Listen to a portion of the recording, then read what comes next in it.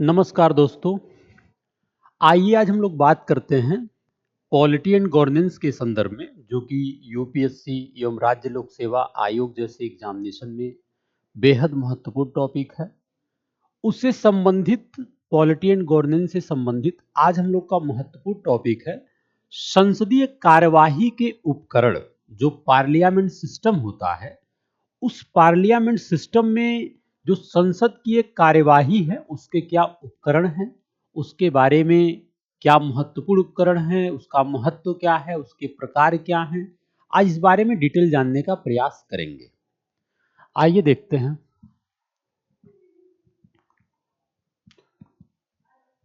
जैसा कि आप जानते हैं कि सॉरी जो भारत की गवर्नमेंट सिस्टम है, शासन प्रणाली है, वो संसदीय शासन प्रणाली है। ठीक है, जो कि ब्रिटेन के संविधान से लिया गया। ये बात आप अच्छे से जानते हैं कि पार्लियामेंट सिस्टम में क्या होता है। एक नाम मात्र का प्रधान, वो भी संवैधानिक है, एक वास्तविक प्रधान, वो भी संवैधानिक है। तो नाम मात्र के प्रधान के रूप में आप देश में राष्ट्रपति को देखते हैं, और वास्तविक प्रधान के रूप में आप प्रधानमंत्री को देखते हैं। ठीक है, ये बात इंपॉर्टेंट है जो आप जान रहे हैं। ठीक है, ये बात जो है इंपॉर्टेंट है जो आपको पता है। अब मामला यह है कि संसदीय कार्यवाही में जो विभिन्न प्रकार के उपकरण हैं उसे जानने का प्रयास करेंगे हम लोग।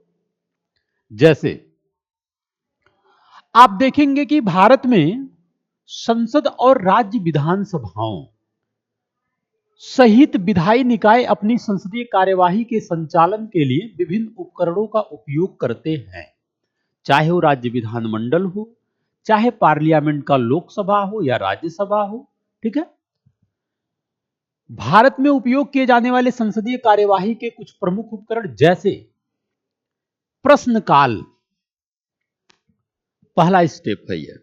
आप पार्लियामेंट में देखते हैं कि जो एक टाइम होता है 11 से 12 बजे तक, 1 आवर का जो क्वेश्चन हावर होता है, प्रश्नकाल होता है, वो 1 घंटे का होता है। और उस प्रश्नकाल के दौरान, संसदीय सत्र के दौरान, सार्वजनिक हित, जो पब्लिक इंटरेस्ट से संबंधित मामले और मुद्दे होते हैं, उन्हें विभिन्न मामलों के संबंध में मंत्रियों से प्रश्न पूछने का एक अवसर मिलता है प्रश्नकाल के माध्यम से। पार्लियामेंट में संसदीय कार्यवाही में प्रथम स्टेप क्वेश्चन हावर का होता है, प्रश्नकाल का होता है, जिसका अवधि 1 आवर 11 से 12 बजे के बीच में, एवं इस दौरान पार्लियामेंट के संदर्भ में विभिन्न मामलों के संबंध में जो मंत्री होते हैं उस विभाग से संबंधित, उनसे पब्लिक इंटरेस्ट से संबंधित जो प्रश्न होते हैं उसे पूछने की कोशिश की जाती है। ठीक है, दूसरी बात, यह अवधि आमतौर पर भारतीय संसद के दोनों सदनों, चाहे वह लोकसभा हो जो कि एक निचला सदन है, या वह राज्यसभा हो, हर बैठक के पहले घंटे में होती है। ये बात श्योर है कि पार्लियामेंट सिस्टम में जो फर्स्ट स्टेप होता है वो प्रश्नकाल का होता है। ठीक है, आप देखेंगे कि इस प्रश्नकाल में कई प्रकार के जो प्रश्न होते हैं उनकी कई प्रकार की विशेषताएं होती हैं। जैसे प्रश्न पूछा जाता है तारांकित प्रश्न। असल में जो प्रश्न काल का एक अवधि है, उस अवधि के दौरान कोई भी संसद, यानी कि चाहे लोकसभा या राज्यसभा का जो सदस्य है, वो उस विभिन्न मामलों के मंत्रालय और मंत्रियों से जो प्रश्न पूछते हैं, उनके प्रश्न का एक विशेषता होता है कि कुछ प्रश्न तारांकित होते हैं। ठीक है, तारांकित प्रश्नों का विशेषता यह है कि इन प्रश्नों के उत्तर मंत्रियों द्वारा मौखिक रूप से दिए जाते हैं, न कि लिखित रूप से। मौखिक यानी कि ऐसे प्रश्न जो संसद में, पार्लियामेंट में, किसी भी सदन में किसी भी सदस्य के द्वारा प्रश्नकाल के दौरान यदि तारांकित प्रश्न पूछा जा रहा है तो उसका जवाब मंत्री के द्वारा मौखिक रूप से दिया जाता है। ठीक है। एक बात और इंपॉर्टेंट है जहां से क्वेश्चन बनते ही बनते हैं, तारांकित प्रश्न प्रस्तुत करने वाले सांसदों को पूरक प्रश्न पूछने की भी अनुमति होती है। इसका मतलब यह है कि जिस मंत्री से आप तारांकित प्रश्न पूछ रहे हैं उसके पूरक यदि उसका जवाब आ रहा है तो आप भी उसके पूरक में अपनी बात रख सकते हैं। यह होता है। कुछ ऐसे प्रश्न होते हैं कि जो अतारांकित होते हैं। देखिए, अतारांकित का मतलब यहां पे यह है, प्रश्न ही ऐसा है कि जिसे आप मौखिक रूप में नहीं बता सकते। इसकी जो विशेषताएं हैं वो काफी लंबा है। प्रश्न का जो एक भावनात्मक विचारधारा है वो भी ऐसे विषय से जुड़ा हुआ है कि आप मौखिक रूप से इसको मंत्री के द्वारा जवाब यदि पा भी जाएं तो आप संतुष्ट नहीं हो सकते। तो जो अतारांकित प्रश्न होते हैं, इन प्रश्नों का उत्तर मंत्रियों द्वारा लिखित रूप में दिया जाता है। ये बात इंपॉर्टेंट है। दूसरी बात देखिए, अतारांकित प्रश्न प्रस्तुत करने वाले सांसदों को पूरक प्रश्न पूछने का कोई अवसर नहीं दिया जाता है। बहुत इंपॉर्टेंट। ठीक है। चूंकि एक एक कॉन्सेप्ट इंपॉर्टेंट है, आप देखेंगे जब भी कॉन्सेप्ट से क्वेश्चन बनते हैं तो ऐसे शब्द जो है जरूर डाल दिए जाते हैं कि अतारांकित प्रश्नों के संदर्भ में किसी भी सदन के सदस्य के द्वारा पूरक प्रश्न पूछने की अनुमति नहीं होती है।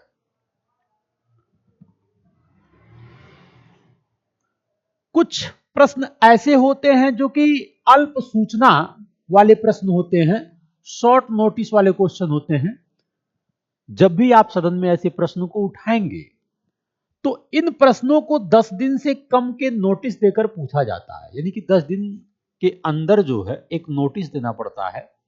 आप मेंबर ऑफ पार्लियामेंट हैं, चाहे राज्यसभा है हो या लोकसभा हो, तो अल्प जो ऐसे शॉर्ट नोटिस क्वेश्चन होते हैं उनके संदर्भ में आपको एक सूचना देना अनिवार्य है।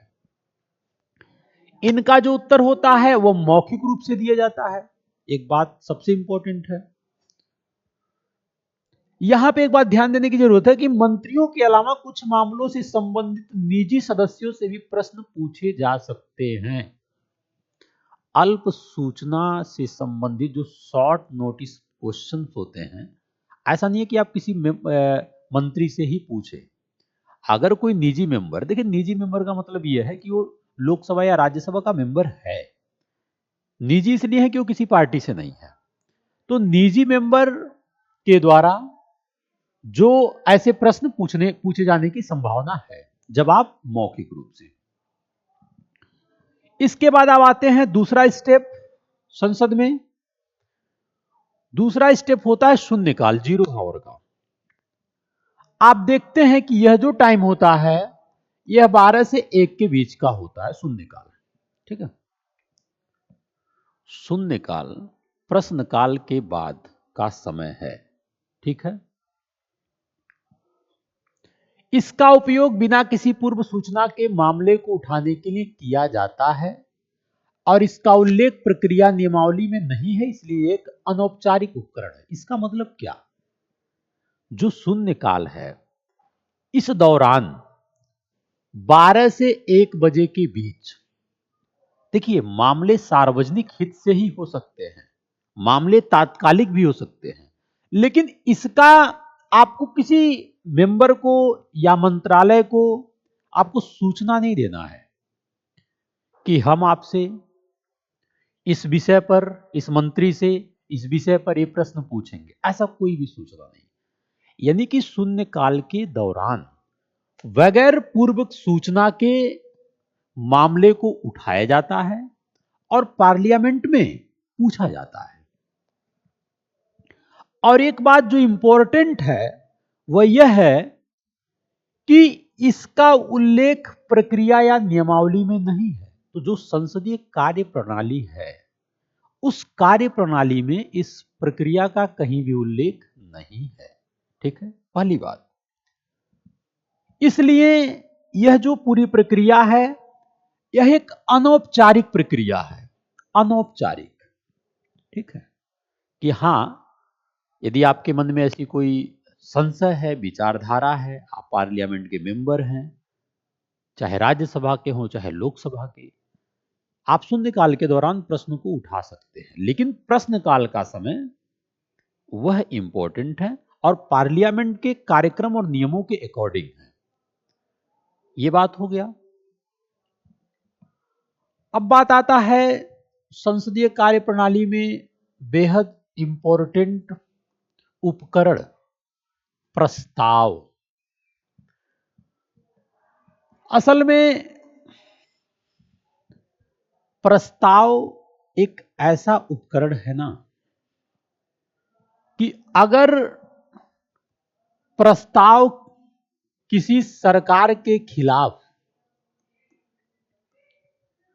सदन में पेश हो गया ना, और अगर सरकार अपनी बहुमत नहीं बचा पाई, तो प्रस्ताव के माध्यम से सरकार भी गिर जाता है।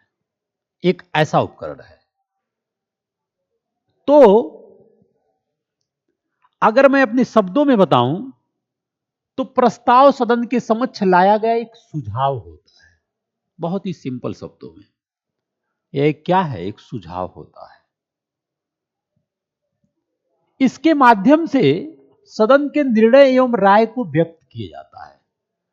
जो सदन का एक निर्णय है और राय है, वो प्रस्ताव के माध्यम से उस पूरे वैचारिक विचारधाराओं को बताने की कोशिश की जाती है।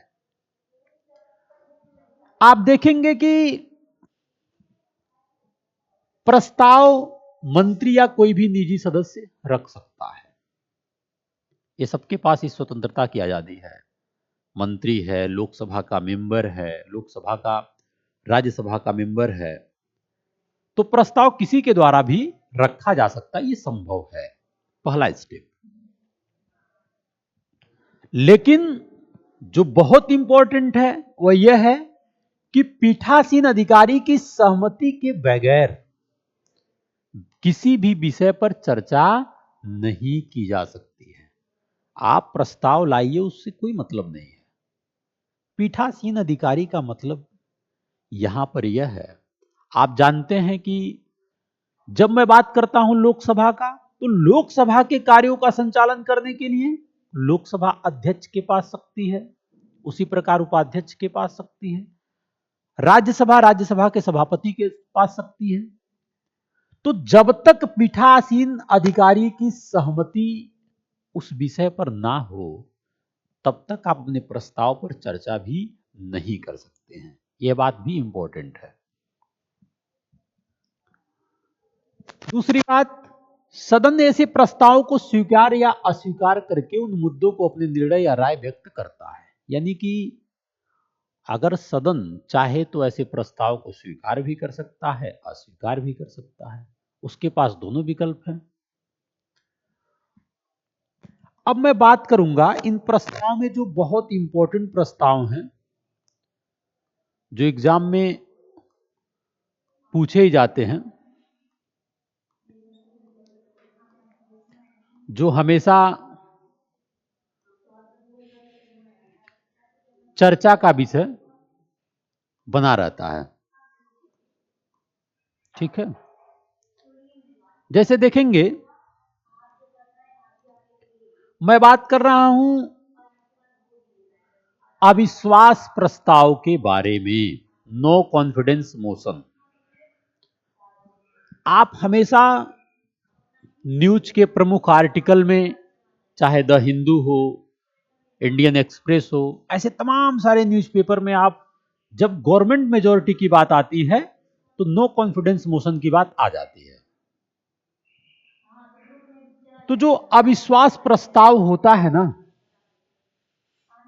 सबसे पहली बात, यह प्रस्ताव लोकसभा में सरकार में अविश्वास व्यक्त करने के लिए किसी सदस्य के द्वारा लाया गया प्रस्ताव है लोकसभा में और सरकार के खिलाफ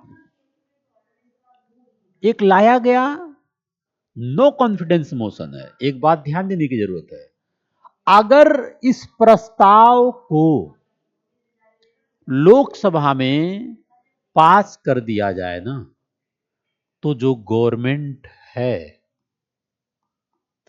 चाहे वर्तमान की हो चाहे बहुत पहले की रही हो, ठीक है, तो सरकार गिर ही जाता है, ये श्योर है। चूंकि यह प्रस्ताव अनुच्छेद 75 यानी 75 के प्रावधानों के अनुसार पेश किया जाता है, जिसके अंतर्गत मंत्रिपरिषद लोकसभा के प्रति सामूहिक रूप से उत्तरदायी होगी। इसका अर्थ है कि सरकार केवल, बहुत इंपॉर्टेंट लाइन, तभी तक बनी रहती है जब तक उसको लोकसभा के अधिकांश सदस्यों का विश्वास है। इसीलिए गवर्नमेंट आप देखते हैं कि अविश्वास के साथ साथ एक विश्वास प्रस्ताव होता है। विश्वास प्रस्ताव को भी लोकसभा में लाया जा सकता है, और यदि विश्वास प्रस्ताव भी न पास हो तब भी सरकार गिर जाएगी। तो कॉन्फिडेंस मोशन और नो कॉन्फिडेंस मोशन, इसमें बेसिक डिफरेंस यही है कि दोनों तो लोकसभा में लाए जाते हैं, लेकिन एक सरकार अपने विश्वास को बनाए रखने के लिए लाती है, एक सरकार के खिलाफ लाया जाता है कि सरकार के पास मेजॉरिटी नहीं है। अब बहुत इंपॉर्टेंट लाइन, इसे केवल लोकसभा में ही पेश किया जा सकता है, बिल्कुल सही बात है ये। इसे स्वीकार करने के लिए लगभग 50 सदस्यों के समर्थन की आवश्यकता होती है, ठीक है।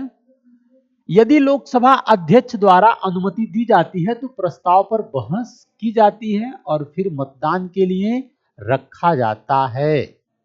आगे की बात मैंने आपको बता दिया है। मतदान हो गया, सरकार के खिलाफ हो गया, तो सरकार को इस्तीफा देना पड़ेगा, और आप डेली न्यूज में ऐसे खबरें पढ़ते हैं, ठीक है।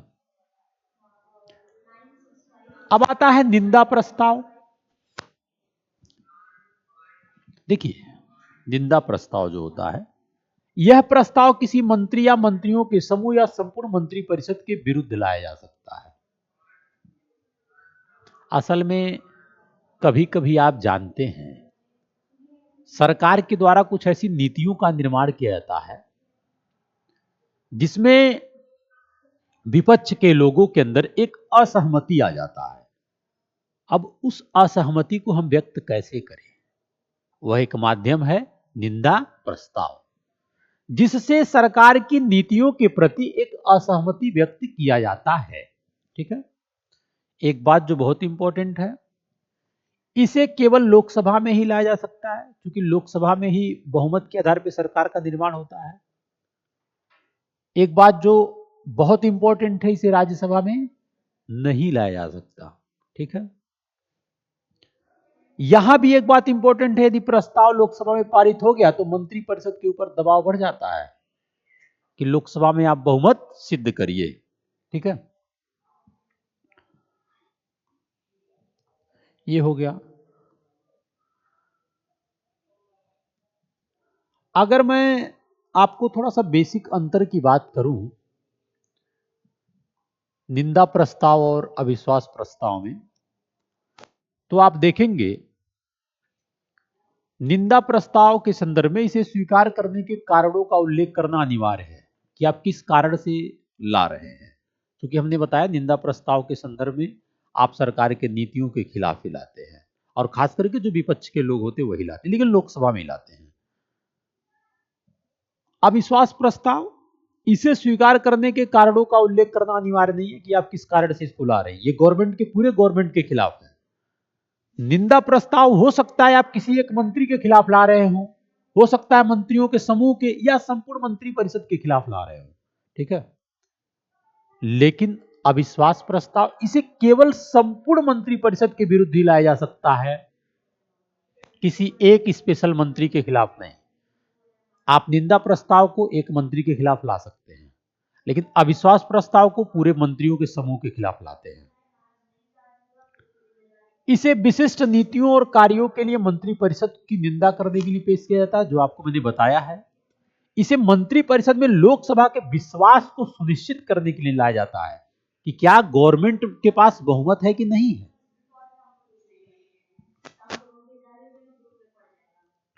ठीक है, तो ये रहा संसदीय कार्य प्रणाली के कुछ प्रमुख उपकरण जिसे जानना अनिवार्य है। जय हिंद।